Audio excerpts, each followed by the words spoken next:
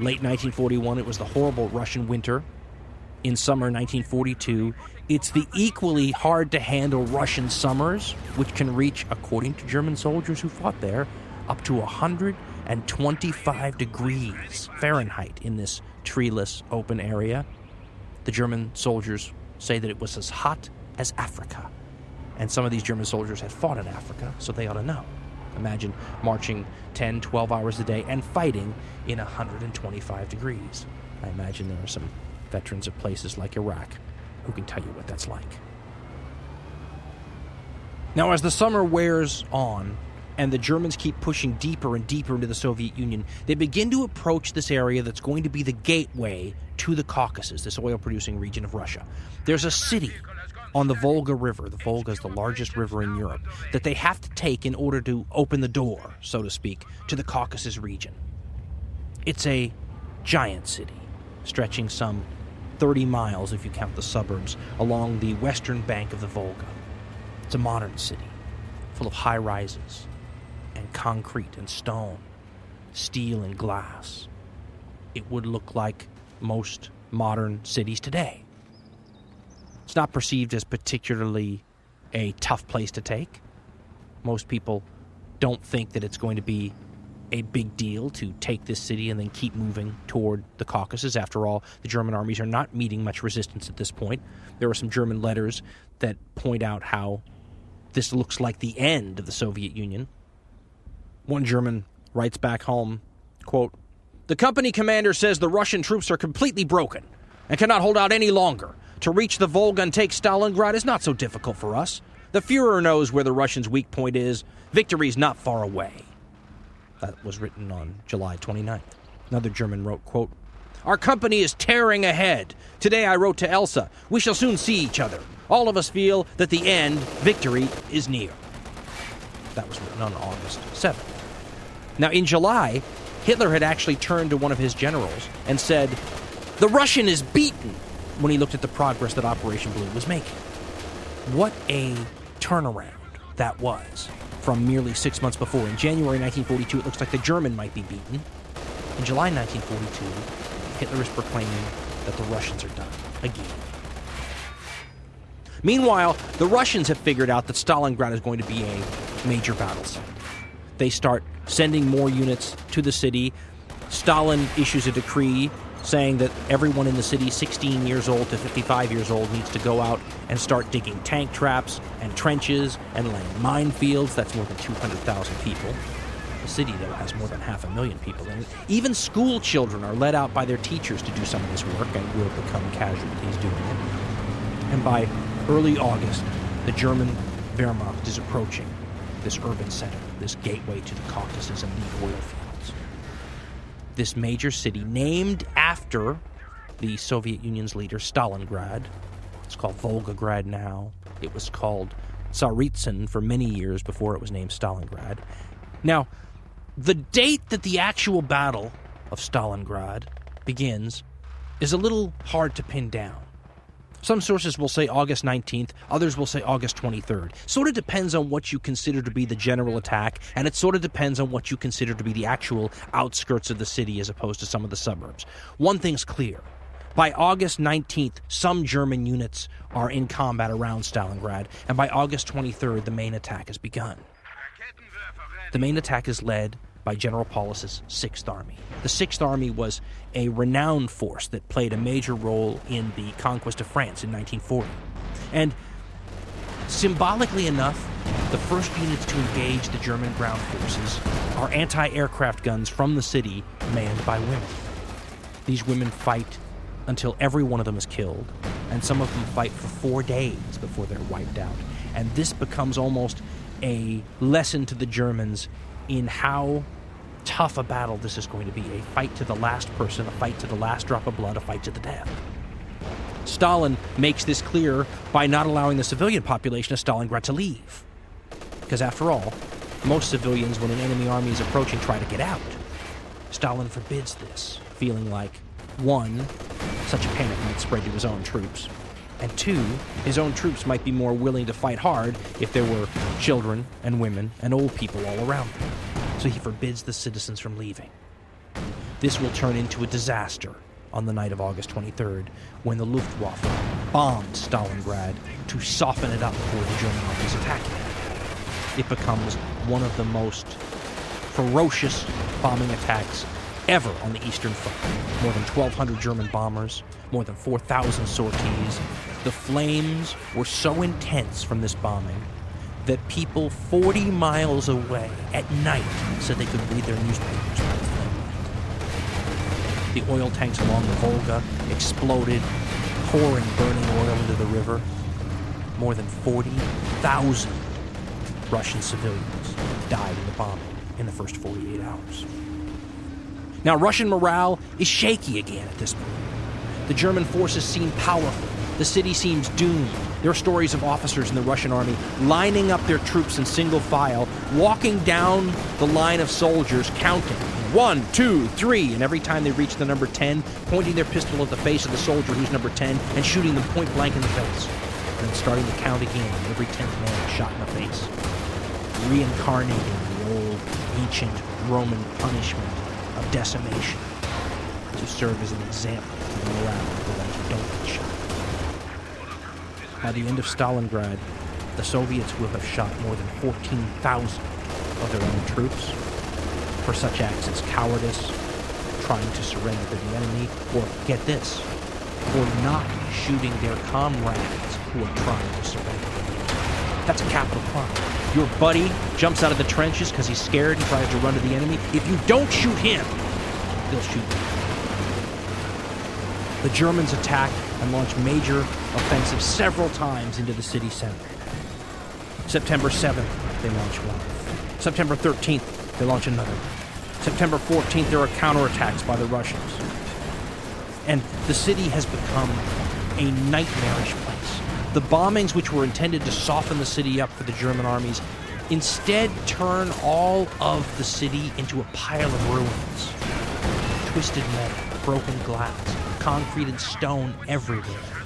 A paradise for defenders, and a nightmare for people trying to root out all these people hiding in the rubble, turning every little barricade into a fortress of sorts. And all of this debris lying around magnifies the explosive effect of the shells and the grenades.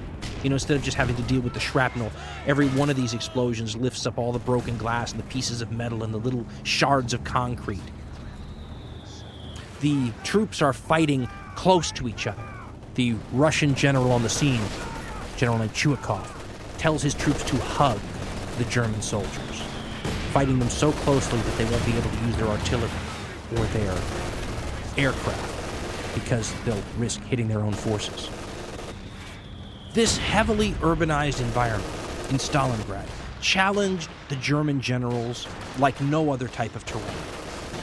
There's a reason that it's considered to be the toughest of environments and terrain to operate in, and that's because it tends to chew up men and material like no other. Even in ancient times, you can go read the Greek and Roman sources and the Chinese sources, and they'll talk about troops trying to deal with the narrow city streets and that sort of environment, and it's tough even back then. Modern warfare made it that much more difficult. General Dorr, the German general fighting in Stalingrad, explained what it was like. He wrote, quote, "The time for conducting large-scale operations was gone forever. From the wide expanses of steppeland, the war had moved into the jagged gullies of the Volga hills, with their copses and ravines, into the factory area of Stalingrad, spread out over uneven, pitted, rugged country, covered with iron, concrete, and stone buildings. The mile as a measure of distance was replaced by the yard. The High Command's map was the map of the city. For every house, workshop, water tower, railway embankment, wall, cellar, and every pile of ruins, a bitter battle was waged, without equal even in the First World War, with its vast expenditure of munitions. The distance between the enemy's army and ours was as small as it could possibly be. Despite the concentrated activity of aircraft and artillery, it was impossible to break out of the area of close fighting. The Russians surpassed the Germans in their use of terrain and in camouflage, and were more experienced in barricade warfare for individual buildings." End quote. Dorr and a lot of other generals on the scene actually doing the fighting were aware of how much this environment favored the defender. Sometimes the commanders way back in Berlin at the High Command didn't always realize this. And the battle raged back and forth inside the city, turning so many of the natural features and the buildings, the larger buildings, into monuments and famous sites of sorts. I mean, you can hear the accounts of fighting going on in places called the tennis racket by the troops, or the railway station, or the Red October factory, or the grain elevator. The grain elevator was a place where, and it became almost mythic in Red Army lore, some 40 Soviet Marines fought to the last man, holding off larger German amounts of troops for a long time, until they were ultimately wiped out. It became one of those, almost a Battle of Thermopylae famous last stands in Stalingrad that added to the heroic nature of the struggle from the Red Army side. And it's interesting because even though you have all these tales of morale problems and draconian measures to deal with them, like the man shooting every 10th guy in his unit, to make an example, you also start to get a feeling that Stalingrad is becoming this mythic place to the Soviet people.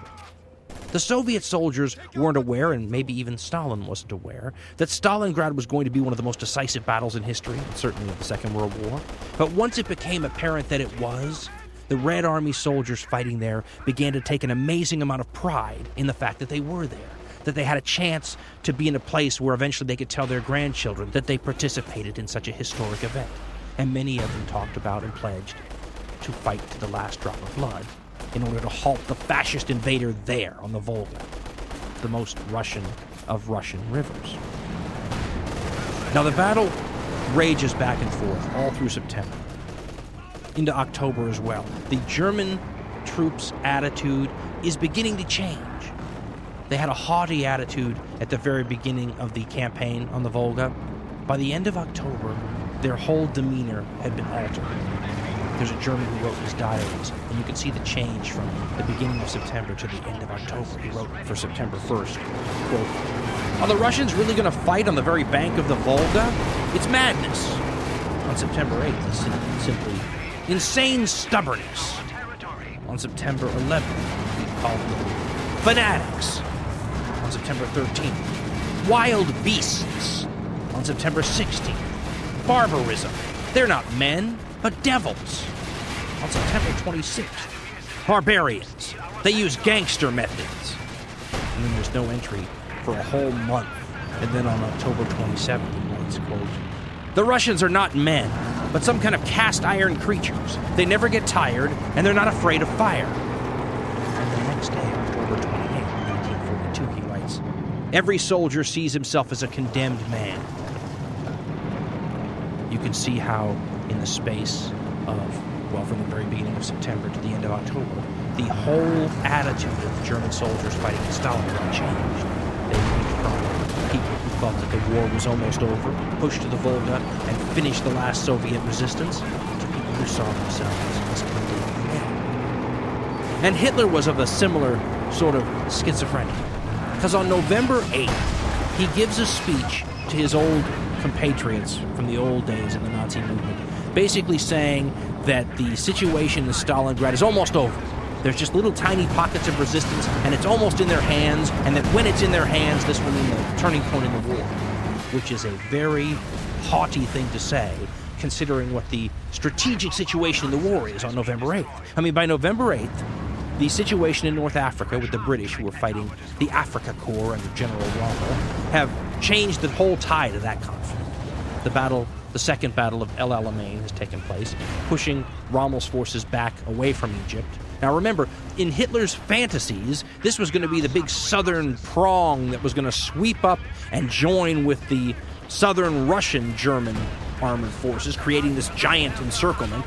Now that's being pushed back, never to return from the area near Egypt.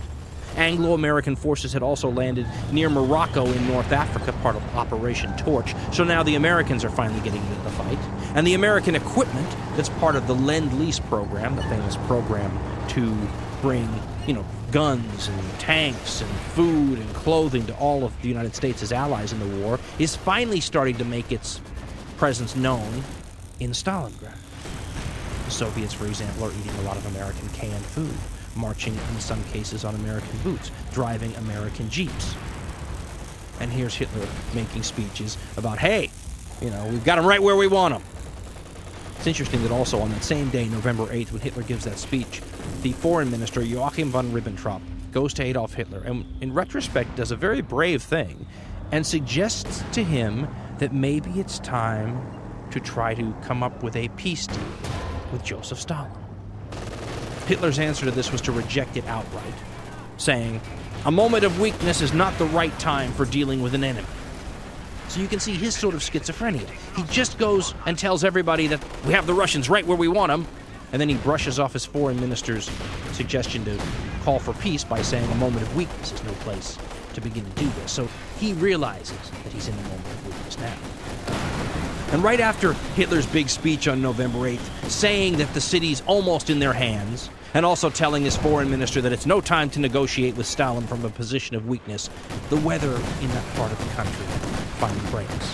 The one thing that the German armies were trying to wrap up the fighting so quickly so they wouldn't have to deal with again comes to pass.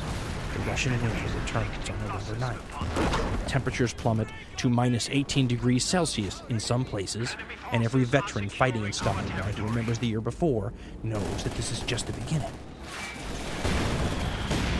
2 days after the winter weather arrives in force, on November 11th, 1942, the 6th Army launches a last-ditch effort to take Stalingrad. They organize their best units, they arrange a Luftwaffe airstrike to coincide with this offensive, and they push themselves against the Soviets and head toward the Volga. Their assumption is that the Soviets in front of them are even more worn out than they are, less well-equipped than they are. They manage to push toward the Volga all the way to the river on a front of 600 yards. But the Soviets are fighting back fanatically. One Russian platoon holds out until there's only 4 soldiers left in it, and then calls down an artillery strike on its own position because it says that it's surrounded by Germans, and their last words to their own artillery is, "Farewell, comrades. We did not retreat." Another Soviet unit describes trying to fight the Germans off without enough equipment and supplies to do the job. At the end of their rope, he writes, quote, "We beat off the next attack with stones, firing occasionally and throwing our last grenades. Suddenly, from behind a blank wall from the rear, came the grind of a tank's caterpillar tracks. We had no anti-tank grenades. All we had left was one anti-tank rifle with 3 rounds. I handed this rifle to an anti-tank man, Berdyshev, and sent him out through the back to fire at the tank point blank.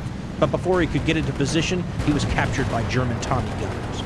What Berdyshev told the Germans, I don't know, but I can guess he led them up the garden path, because an hour later they started to attack at precisely the point where I had put my machine gun with its emergency belt of cartridges. This time, reckoning that we had run out of ammunition, they came impudently out of their shelter, standing up and shouting. They came down the street in a column. I put my last belt into the heavy machine gun at the semi-basement window and sent the whole of the 250 bullets into the yelling, dirty gray Nazi mob. I was wounded in the hand, but did not let go of the machine gun. Heaps of bodies littered the ground. The Germans, still alive, ran for cover in panic. An hour later, they led our anti-tank rifleman onto a heap of ruins and shot him in front of our eyes for having shown them the way to my machine gun. There were no more attacks. An avalanche of shells fell on the building. The Germans stormed at us with every possible kind of weapon. We couldn't raise our heads. Again, we heard the ominous sound of tanks. From behind a neighboring block, stocky German tanks began to crawl out. This clearly was the end. The guardsmen said goodbye to one another. With a dagger, my orderly scratched on the brick wall. Rodimtsev's guardsmen fought and died for their country here. End quote. That little story shows what sort of heroism was going on in the fight in the ruins all the time. The Germans capture one of the Red Army soldiers from that unit who lies to them and tells them that they're almost out of ammunition. Here's the way to get to the unit where it'll be undefended, and instead he leads them into the only area where he knows a machine gun is waiting to mow the whole group down. Then the Germans execute him in front of his friends as retribution for the trap that he had set. And then finally, the Russian unit fights to the death, scratching their name into the wall so that anyone who eventually recovers this position will know that his unit fought to the last man and died heroically. The situation for the Germans is nightmarish. It is for the Russians as well, but when you get a feeling that you're getting the upper hand, it's maybe a little bit easier to bear what's going on. A German wrote, We have fought during 15 days for a single house, with mortars, grenades, machine guns, and bayonets. Already by the third day, 54 German corpses are strewn in the cellars, on the landings, and in the staircases. The front is a corridor between burnt-out rooms. It's the thin ceiling between two floors. Help comes from neighboring houses by fire escapes and chimneys. There's a ceaseless struggle from noon to night, from story to story. Faces black with sweat, we bombard each other with grenades in the middle of explosions, clouds of dust and smoke, heaps of mortar, floods of blood, fragments of furniture and human beings. Ask any soldier what half an hour of hand-to-hand struggle means in such a fight, and then imagine Stalingrad. 80 days and 80 nights of hand-to-hand struggles. The street is no longer measured by meters, but by corpses. Stalingrad is no longer a town. By day, it is an enormous cloud of burning, blinding smoke. It is a vast furnace lit by the reflection of the flames. And when night arrives, one of those scorching, howling, bleeding nights, the dogs plunge into the Volga and swim desperately to gain the other bank. The nights of Stalingrad are a terror for them.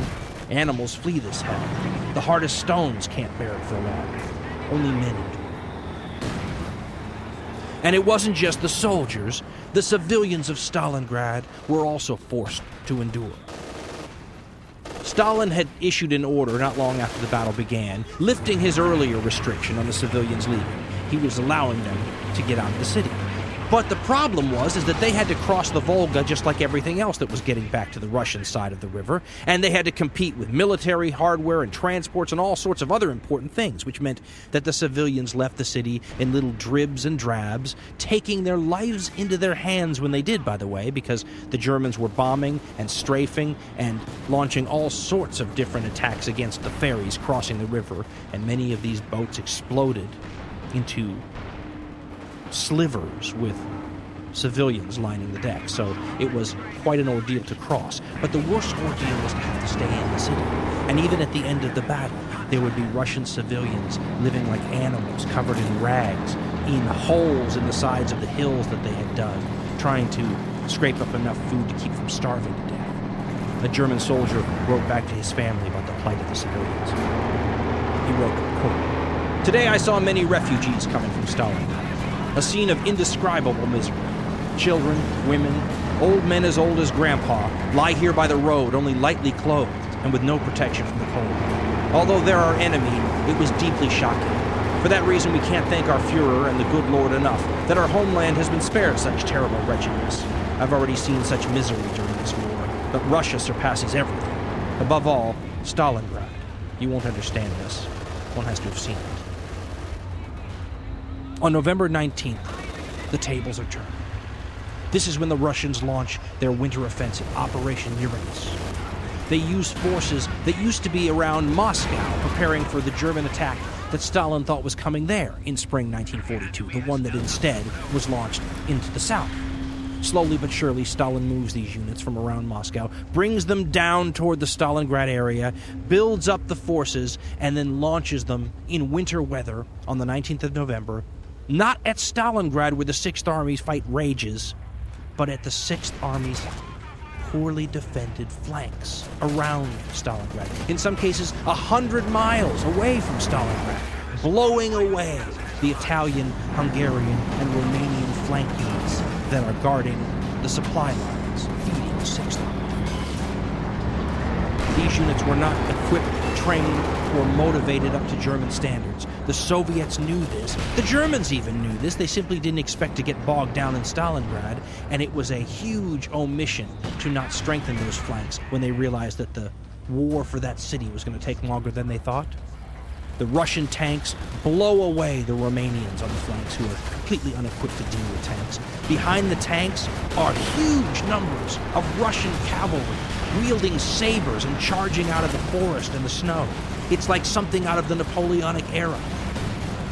4 days after the Russians launch Operation Uranus, their forces meet in a pincer movement way behind Stalingrad, cutting off Paulus and the 6th Army and all the other German units fighting in the city.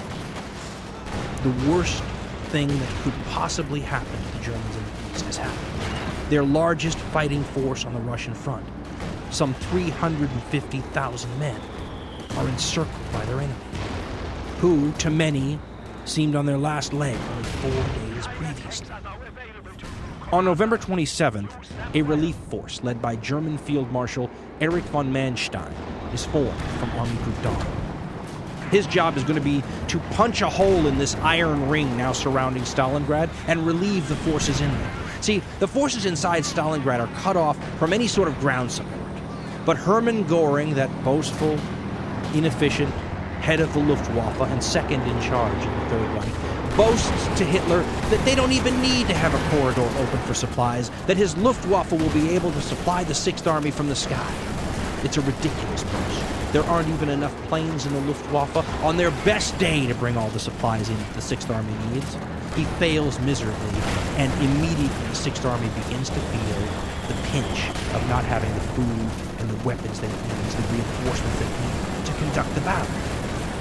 Nevertheless, knowing that von Manstein's relief force is being formed, knowing that Hermann Göring has promised to bring supplies into the city, a slogan begins to be circulated amongst the German troops trapped in Stalingrad. They start saying to one another, "Hold on, the Fuhrer will get us out." Meanwhile, in an attempt to destroy what's left of the German morale, the Soviets put huge speakers all around the encircled pocket of German troops.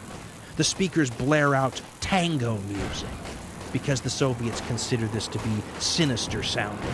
And then every now and then there'll be a break in the tango music, and the Soviets in German will tell the Germans just how trapped they are and how bad their situation is, and then back to the tango music. By December 3rd, the weather is now every bit as cold as it was the year before in 1941. Temperatures of minus 35 degrees are not uncommon in the Stalingrad pocket that's no longer being fed or supplied. People living in holes and amongst the brick and stone collapsed buildings. By December 12th, von Manstein launches this long-awaited counterattack. It's called Operation Winter Tempest. And the job is to punch through, open a corridor that will allow the Sixth Army to get supplies again. By December 19th, Manstein's tanks are only 30 miles south of Stalingrad. At this point, von Manstein asks Paulus in the city to break out and sort of meet him halfway. If his forces try to break out while he's trying to break in, it'll be easier to meet. And this is where Hitler does one of his typical commander moves that many generals have been analyzing ever since the war. He forbids Paulus to break out. Now, this has been debated ever since. Most people assume that this is another stupid move by Adolf Hitler.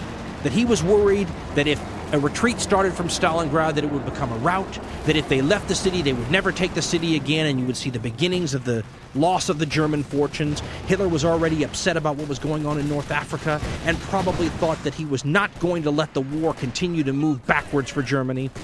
Many generals have blamed him for this ever since. But there's a counter-argument that some have put forward that what Adolf Hitler felt was that even though these troops in Stalingrad were in big trouble, that they were keeping large numbers of Soviet troops tied down.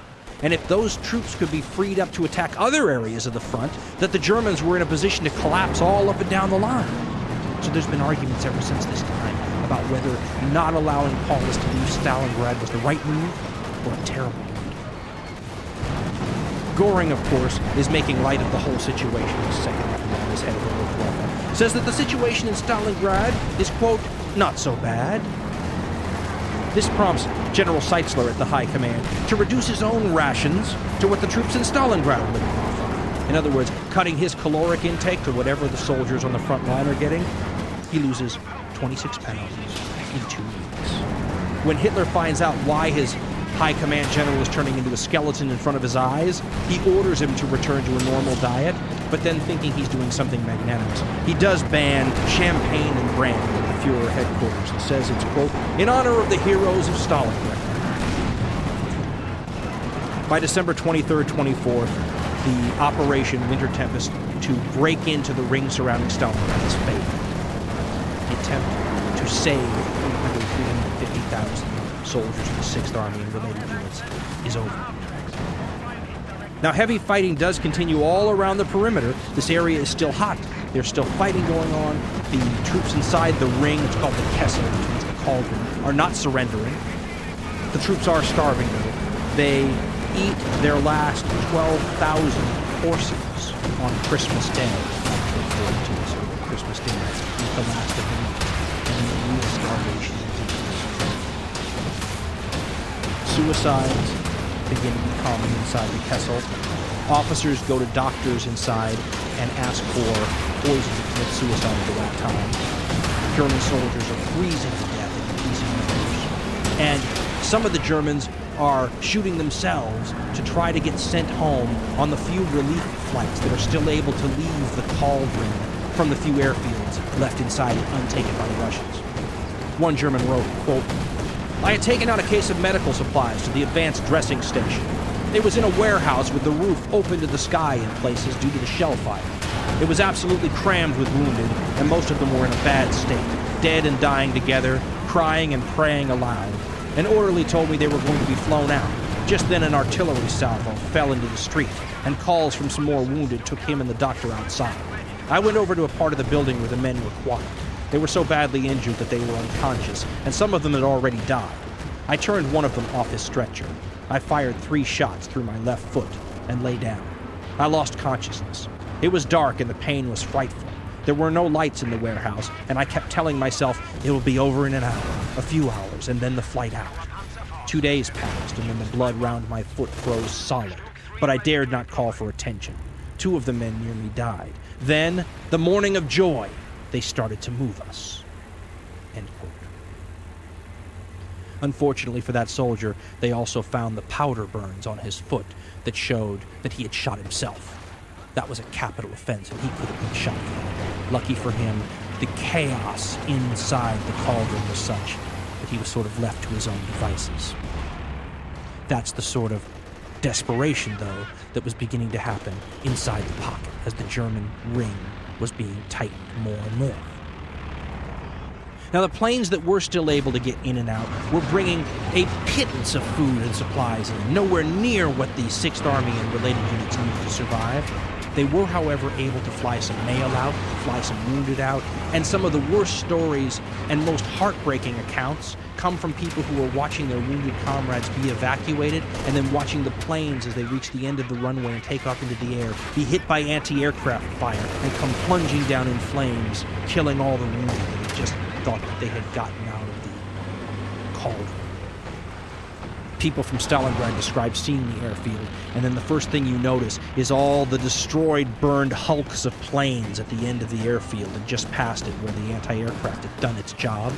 There were also lots of dead Germans around the airfield because they were trying to rush the planes in a mad scramble to get out, and the military police guarding them had to shoot them sometimes. Those that did get out of the cauldron described an interesting conflict of emotions. First thing they describe is the immense guilt of surviving and leaving their comrades to their fate. But as the planes climbed over the clouds and they could look down and realize that they had escaped, they describe a feeling that they say was like being born again. And many, to this day, who survived that and got out on the last planes, describe this feeling as life beginning again, a life that they had written off as being over. Some of the letters that made it out on these last flights are heart-wrenching. One said, quote, "Dear parents, fate has decided against us. If you should receive the news that I've fallen for Greater Germany, then bear it bravely. As a last bequest, I leave my wife and children to your love." A German soldier wrote to his wife, quote, "I'm thinking of you and our little son. The only thing I have left is to think of you. I'm indifferent to everything else. Thinking of you breaks my heart." Another wrote on his daughter Susie's birthday, quote, "Who will soon have a father no more, like thousands of other children. The torment goes on and will only get worse by the hour. We're pushed into the narrowest area. We will, however, fight to the last round, as ordered, particularly since we're told that the Russians are killing all prisoners, which I doubt. People have no idea what's going on here. Not a single carcass is coming." On January 8, 1943, General Rokossovsky, the commander-in-chief of the Dawn Front, issues a surrender ultimatum. He guarantees the Germans in the pocket their lives and safety, and after the end of the war, a return to Germany. Paulus rejects the demand for surrender. Hitler has told him not to surrender. January 10th, the Red Army begins something called Operation Ring, and after a 55-minute artillery bombardment by thousands of guns and rocket launchers, attacks Stalingrad's pocket with 7 full armies. At this point, the leader of the 6th Army, General Paulus, is said to be fatalistic and depressed. When a subordinate tries to give him an appraisal of the military situation, he says, quote, "Dead men are no longer interested in military history." On January 22nd, Adolf Hitler sends a signal to the Stalingrad defenders. Quote, "Surrender out of the question. Troops fight on to the end." Imagine being locked in this pocket, hoping for nothing more than a chance to get out. And that's the message you get from your commander, the one who not that long ago you were saying, "Hold on, the Fuhrer will get us out." And now that's the death sentence you hear over the telephone. Joachim Bieder was a German soldier trapped in the Stalingrad pocket. He wrote, quote, "Now faced with the imminently impending final catastrophe, the question about the sense of what was happening that had plagued me so often during the war seized me again with cruel force. Hundreds of thousands of flowering human lives were suddenly being senselessly snuffed out here in Stalingrad. What an immeasurable wealth of human happiness, human plans, hopes, talents, fertile possibilities for the future were thereby being destroyed forever. The criminal insanity of an irresponsible war management, with its superstitious belief in technology and its utter lack of feeling for the life, value, and dignity of man, had here prepared a hell on earth for us. Of what importance was the individual in his uniqueness and distinctiveness? He felt himself as if extinguished and used up as raw material in a demonic machine of destruction. Here war showed itself in its unmasked brutality. Stalingrad appeared to me as an unsurpassed violation and degeneration of the human essence. I felt myself to be locked into a gigantic, inhuman mechanism that was running with deadly precision to its own dissolution and destruction." End quote. I often think how amazing it is that it was one man's decision that these people, this immeasurable wealth of human happiness, plans and dreams and everything that Joachim Bieder talked about, it was all done by one man's will, Adolf Hitler. The dangers of a totalitarian state become obvious when you become who was responsible for that man's predicament and all of his comrades. On January 23rd, the last German airfield in Stalingrad falls. The pocket is now completely cut off. By January 25th, the Red Army succeeds in splitting the defenders of Stalingrad into 2 separate forces. On January 30th, the wonderful Hermann Göring makes a radio broadcast likening the defenders of Stalingrad to the Spartans at Thermopylae. This death sentence is heard inside the cauldron, and soldiers who survived recall it sounding like they were hearing their own funeral oration. On January 31st, the exhausted troops of 6th Army, out of ammunition now, surrender to the Red Army. The Russians capture Field Marshal Paulus, now a field marshal, and made a field marshal because Hitler had hoped that he would shoot himself, because no German field marshal had ever surrendered. 16 other generals are also taken. Paulus is described by his captors as being, quote, "in a state of physical and moral disintegration." He says, "I have no intention of shooting myself for this Bohemian corporal," meaning Adolf Hitler. Many German officers do commit suicide instead of surrendering. Some by attacking the Russians in a way that they know will lead to their deaths, shooting a pistol into the trench and waiting for the Russians to shoot back. Many shoot themselves. One calls his son, who is also fighting at Stalingrad, to his headquarters so he can say goodbye, and then he kills himself, and so does the son. By February 2nd, all the remnants of the 6th Army have surrendered. Some sporadic fighting will continue all the way into March. But in all, more than 96,000 survivors of the more than 300,000 that were fighting in Stalingrad are captured. Out of that, barely 5,000 will live to return to Germany after the war. The Germans portray this whole sacrifice in an anti-Bolshevik light, saying that all these people died to save Europe from communism, instead of this glorious new order that the Nazis were going to have, Lebensraum in the East. The propaganda, which had always sort of had this angle, now plays up the idea that Germany was suffering for all mankind, protecting everyone from the Red Hordes. Some people still buy this idea today. As the German survivors are being led into captivity, the NKVD secret police, the Russian secret police, are on the scene. and they're separating out any Russians that they find mixed in with the Germans to help with these enemies, and begin shooting them right on the spot. A Russian officer yells at members of the German 297th Infantry Division. He points to the ruins of Stalingrad and says to them, "This is how Berlin is going to look." A rather prophetic statement. Nazi propaganda minister Joseph Goebbels keeps the fact that the Germans had been surrounded at Stalingrad from the German people as long as he can. When the Nazi leadership finally tells the population about the disaster, they turn it into a historic last stand. They actually have the gall to say that not a single German soldier survived or surrendered, that every single one of them died in the pocket. Now, this lie that the Nazis tried to tell their own people was quickly exposed, because obviously the Russians were there with newsreel cameras and they had film footage. They also had little postcards that they gave to all the captives to write home with and tell their families they were okay. These notes exposed the less than historic situation that Goebbels was talking about when he gave the Germans the rundown of what happened in Stalingrad. So they prohibited the delivery of the postcards. The Germans would stop the postcards from coming into Germany and exposing the Nazi lies. The way the Russians got around this was they started dropping these postcards on the German trenches instead. And many German soldiers, risking severe punishment, would send anonymous letters to the people that those cards were addressed to, telling the families that their man was alive. And they would sign these forwarded notes something like "A Compatriot" or "XXX" from one German soldier to the family of their comrades. No one can say with any certainty how many people died at Stalingrad and in the related fighting around the city. The casualty figures are hotly disputed even today. It's completely unknown, for example, how many civilians died in the fighting. Out of a pre-war population estimate of more than 500,000, the Soviets were able to pull some 1,500 survivors out of holes in the ground, dressed in rags and looking more like ghosts or wraiths. All of them traumatized. The stories of the children will break your heart. They were in many cases no longer able to speak or wouldn't speak. They would not look adults in the face. Even after the fighting had ended, they would come out of their holes, scurry around from pile of bricks to pile of bricks looking for little morsels of food, and scurry right back into the holes, avoiding all human contact. As far as military casualties, most estimates put the Soviet dead between 500,000 and 750,000 people.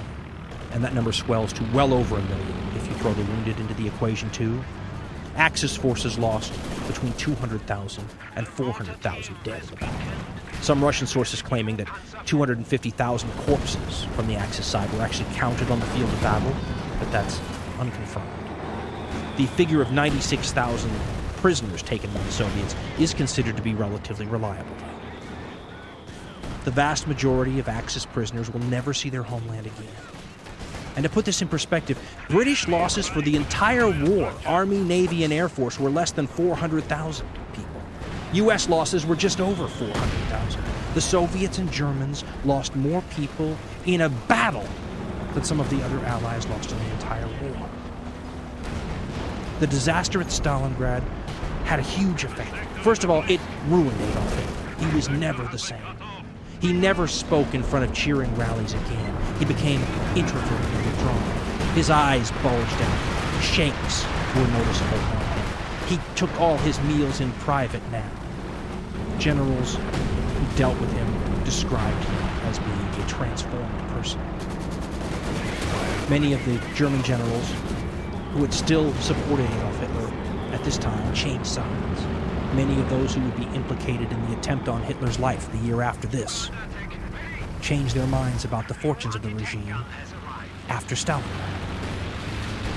And the German soldiers themselves, especially the long-term veterans who had seen enough, started to realize that there was almost a karmic experience going on here. As Stalingrad survivor Joachim Wieder wrote, quote, "In my soul arose again the whole abysmal disaster of the war itself.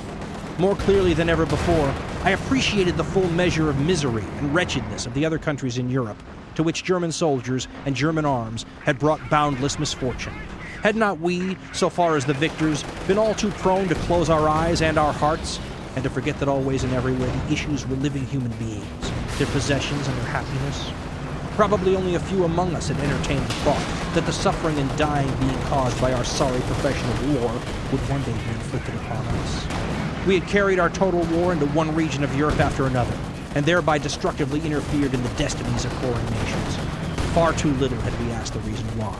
The necessities and the justifications for what was happening were reflected on the immeasurability of our political responsibilities that these entailed. Misery and death had been initiated by us, and now they were inexorably coming home to roost. The visual evidence that the chickens had come home to roost could be seen for miles upon miles around the Soviet battle. Bodies littered the landscape, both Axis and Allied. The few photos that were taken at the time show uniformed corpses as far as the eye can see, sometimes stacked several deep. Removal of these bodies would prove to be a monumental task for the people living in the area, a task that was never fully completed. Stalingrad was the event that created the famous Soviet bombfields in Russia, and even today, they are everywhere. A little digging is all it takes to uncover the remains of one of the great tragedies of the 20th century. A tragedy that almost certainly had to happen if Hitler's legions were to be turned back from the very heart of Russia, if Nazi Germany were going to be defeated. Nevertheless, for the people that had to live through it, it was one of the great nightmares in all military history. Chickens coming home to roost, indeed.